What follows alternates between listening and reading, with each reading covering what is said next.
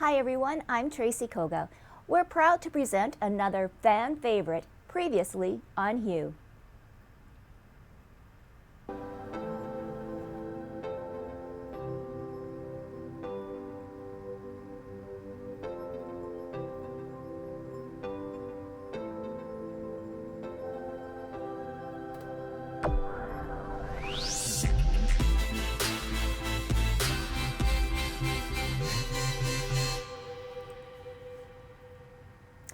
Hello everyone, welcome to a new edition of Hue at Home. I'm Tracy Koga and we're going to play a little Jeopardy!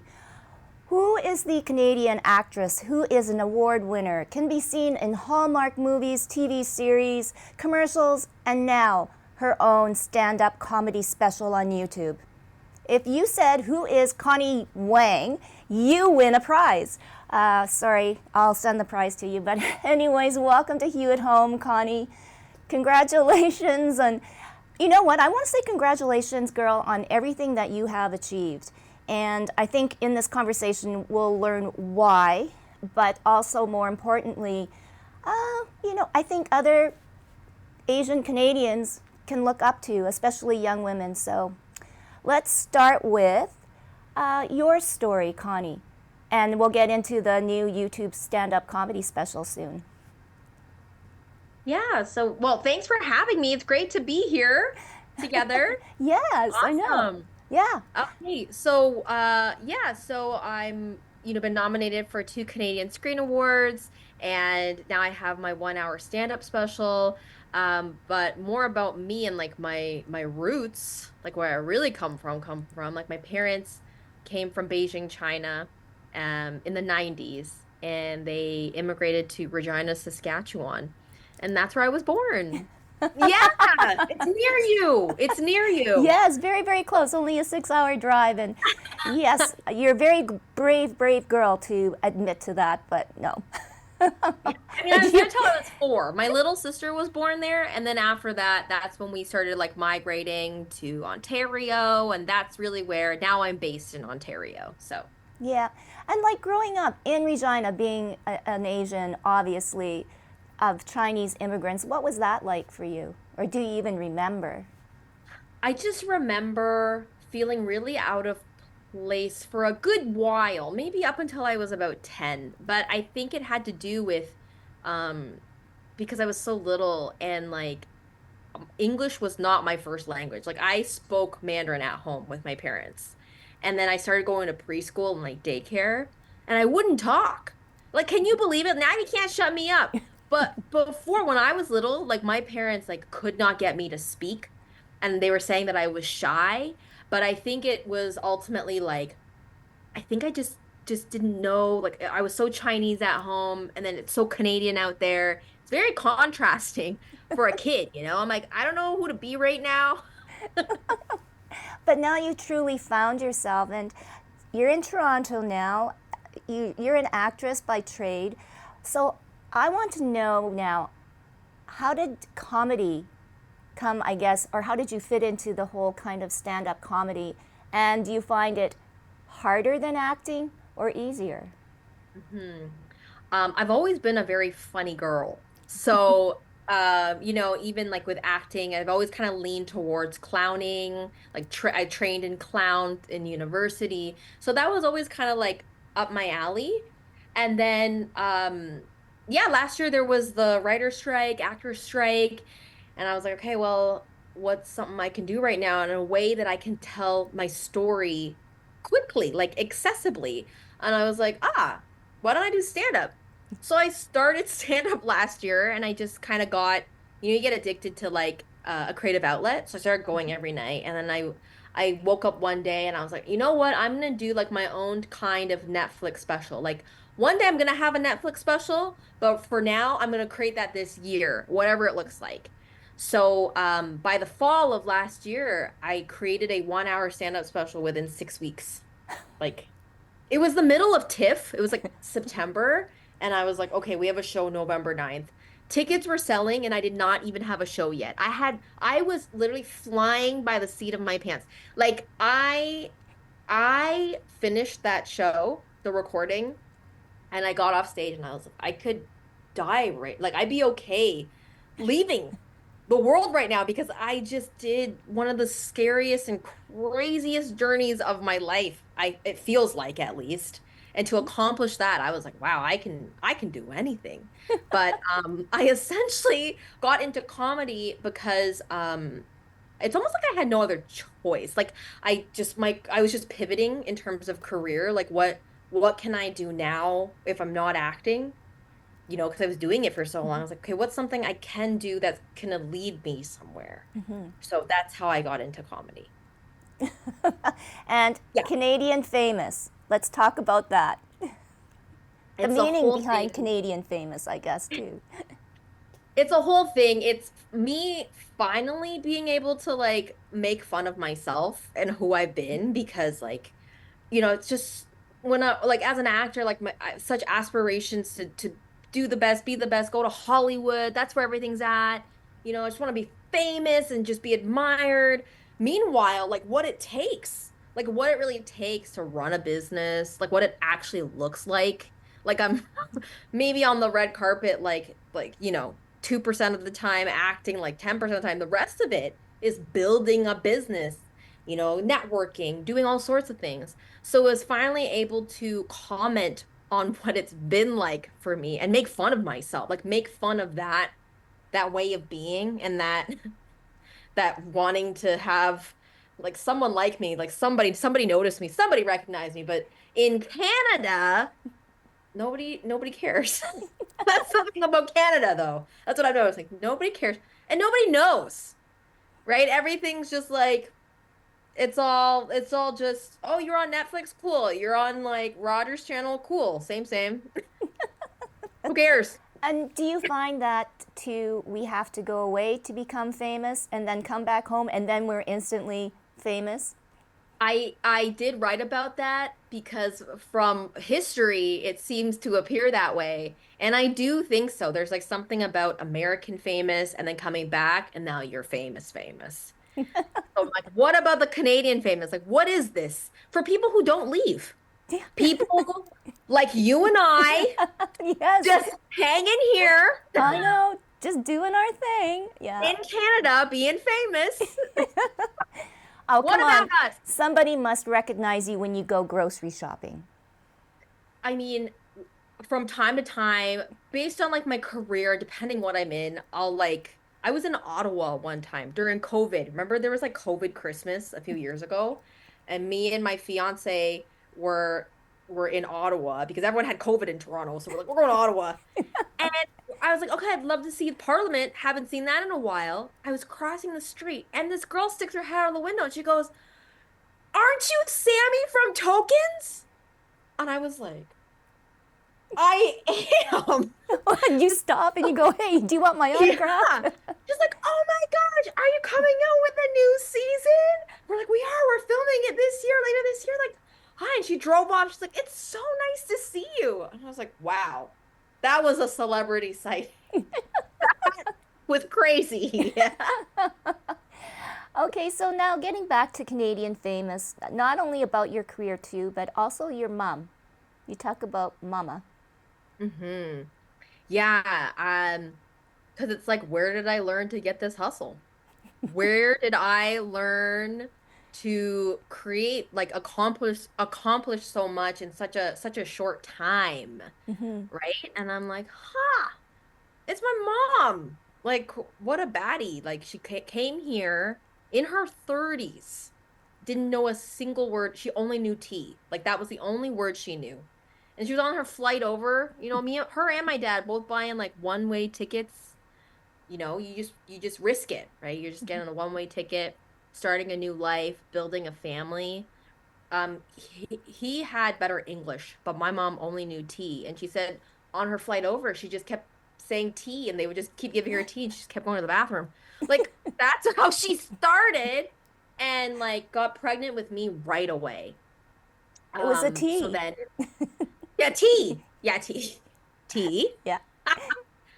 Uh but yeah, the hustle she had for like the first 10 years of my life and I guess her life here in Canada was very fast and like I just remember like I was a baby, but kids take in stuff, and I just remember taking in kind of like that anxiety and that kind of hustle, um, and then really making a my parents making a life for themselves. By the time I was 10, like we were in a new home, like in suburbia, like where what they always wanted was Yes. for their daughters to like go to like a proper, grade school, proper high school, and get a good education in a safe neighborhood, and they did that, and then just like accomplishing so much in such a short period of time, doing and using the resources that this country has. Like at the time they had like this newcomer program, so my mom could learn English during the day, and they would pay for babysitting Oh. for mom. So that was like a program that they had in Saskatchewan, and she really took it upon herself to learn English. And then she got placed in a daycare because she was a teacher for 10 years in China anyway. So it was just a language thing, Mm-hmm. you know? Yes. And yeah, I just like love I'm just a girl who just loves her family so much. I just really wanted to write something for my parents because like that whatever I'm creating now is just it's like a extension of them. Like if they didn't come here, I couldn't be like this free, like woo, like self-expressed like woman, you Mm-hmm. know? So that's and really what it was is like we have so many stories of like things that we did, and like my mom joined, she didn't mean to, but like Jehovah's Witness came knocking on the door, and my mom needed to learn English. So, I mean, I was in ESL because I wasn't talking. So they put me in ESL. I was born here. So I'm at ESL in school. I'm like 5. And then my mom is watching my little sister, and then Jehovah's Witness ladies just come, and then she's teeing them up, right? Tea. And then soon enough, she's like conversing in English over the Bible. And then that's like a whole thing that we had was like, wow, my mom like learned English like through speaking with Jehovah's Witness ladies during the day. So then she got a job with a school board, and the rest is history. Like, go, mom. Like to be so bold. Oh, that's so wonderful. It almost makes your life sound a little boring, Connie, Yeah. or at least you've got a lot of catch up to do.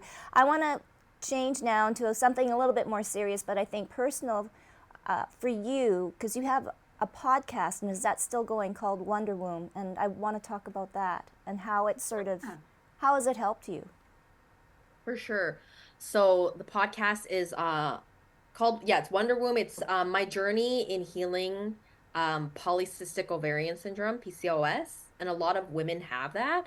That or like endometriosis. It's like one or the other. It's becoming more like talked about, I guess is what it is. And so like I had cysts on my ovaries. Like my periods were always very like rough. And then once I got into university, I think I was under so much stress. I started skipping periods, and then it was just really painful. And then my acne was terrible. And I got tested, and they're like, okay, yeah, you have PCOS, right? The only way you can't heal it, one. And then two, the only way that you can deal with it is go on the pill. But I was like, well, what if I want, and at the time I was 21. And then I was like, well, what if I want to have kids by the time I'm 28? Like now I'm 32, right? So I was like, time flies when you're on, I'm like, okay, I was 27 now. I was still on the pill. I was like, I gotta get off this. So I got off the pill, but before that, I started meditating. Like I had a spiritual awakening when I was 24. Um, where I literally like one day, like a big voice just was a talking to me and was like, this is what you're gonna do to achieve your dreams. We're gonna go. And there's like no questioning it. So I just followed that voice, Yeah. and I just went with it, and I just started meditating. I meditated for 9 months when I was 24. I went to like a silent, like a Vipassana. I started Vipassana meditation, which is a silent meditation retreat. It's 10 days. Then after that, I just started doing it on my own. Like I would wake up at like 4:30 in the morning and just start meditating and just sit there for like 3 hours at a time. I don't know what was going on, but I just knew like this voice was like guiding me, was leading me. It's like this is the training and the discipline you need for what you're out to accomplish in your lifetime. So I remember listening to that, and I was like, okay. So it was very rigorous training that I guess I was putting on myself. And then I meditated for 9 months, and I completely like I went plant-based. So I'm like so I eat vegan. I'm not vegan for the reasons why vegans typically are. I'm plant-based because I think it had to do with like my reproductive system. Like I think my whole body was just kind of resetting itself during that time. Mm-hmm. So what I was eating was shifting. And then my friend groups were like everything around me was shifting. I was moving to new places, got a new job, jumped into acting full time. Like things were just moving in a really accelerated pace while I was meditating during that time. And then I was still on the pill though. So then a couple years later, I got off the pill and then somehow manifested like this plant-based doctor, okay, who's also like hip cover. Like he's like you can go see him. And he's also practices being plant-based. So that was really great to actually be with a physician Mm-hmm. who like walks the Yeah. talk and talks the walk or walks the talk, you know? So then we were like regulating my periods based on healing my cysts through plants, like through what I was eating. And he's the only one. I've talked to so many specialists, like I have an endocrinologist, I have all kinds of specialists in my sphere, and he was the only one who said, "We're gonna heal PCOS for you." And I was like, wow, that was unreal. So it took about 2 years. So at the beginning of 2021, he declared me as like normal. He's like, all your blood work came back normal. Everything is normal. Like you don't need to come back to see me until like you come back once a year. Wow. So that was my journey, And in how terms and you're still good oh today? yeah, yeah, yeah. Like I don't need any pills or anything. Like I take vitamin D and iron Yeah. supplements. Um, but yeah, I get my periods regularly, and before it was like every 32 days. Now it actually cycles with the moon, which was what my doctor was wanting. He's like, you want it to actually cycle with the moon. And I was like, how cool is that? It's coming like every 28 days, like on I'm a new moon period. I'm not full moon period. I'm a new moon period. So Just to I got my clarify, four just full to moon be period. clear, okay. Yeah, I'm the new moon one. And then Uh, finally, now, this is so, I think moving into the end of our chat, which I could go on forever with you, but you know, being a role model, being a mentor for Asian Canadians, especially in the entertainment world, uh, I want to talk about the collective that you're a founding board member in Toronto, the Asian mhm. Six. Yep, it's called Asians in the Six. Yeah. Founded that back in 2018. Wow. A group of us got together because there was like a lack, for sure, a lack of like Asian artists being friends. It was more so we just saw each other in an audition room. So we all got together at like a bar and then decided to do the 48-hour film challenge together and create something. So we created a short, which I produced and then ended up starring in. And I was like, okay. And then after that, we just birthed Asians in the Six because I was like, you know what? Like, this is definitely very necessary. And then it took us throughout the pandemic. We did, because we were all in lockdown, we started doing panels online. And I think in 2022, 2021, we did 6 panels and brought on guest speakers, people to empower Mm-hmm. like Asian filmmakers. And now the group is around over 300 people. Like now it serves as a place where people can post about certain castings, certain like events or movie screenings. Right. Um, and then also more groups have like kind of birthed through that, which is really great. But it was a really good catalyst in creating community here in Toronto. Mm-hmm. No, and I think that's wonderful because yes, we're always so wanting to quickly assimilate or be like everybody else, or you know, or wanting to fit in, and sometimes we kind of lose perspective on who we really are. And I love that about you. You're very fresh, and you know, I guess in closing, Canadian famous.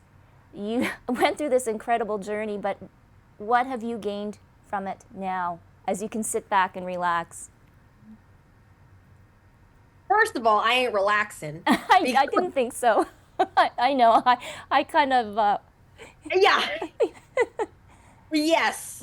So I'm actually working on my second special right now. So it's a whole other beast that I love because after I did the Canadian Famous, I got engaged. Oh, Thank congratulations. you. Yeah, Oh, John proposed in Ireland. We were on holiday to visit my sister a week after Canadian Famous. We recorded, and then I've been wedding planning, like just living in my engaged woman um time until we get married next year. So I'm like, this is a whole special. Are we kidding? Like I'm here for the engaged woman. All right? Like, what the heck is this? What is this transition? oh, I'm sure So, that's going to be a Netflix yeah, series. I'm coming out with a special a year minimum. I'm like, I've got way too much to tell. I think Um, you do. Can you just write a role for like a prairie Asian, Japanese Canadian yes, woman yes, that's, of stuck in course. her little TV studio? Absolutely, Thank you. absolutely. Well, thank you, Connie. Everybody, go Google or go to YouTube and watch Canadian Famous. You're sure to laugh. Such a pleasure to meet you, Connie. And I know we will not, this isn't the last we have seen of you. And one day, girl, you will be famous, famous. Thank you. Thanks so much.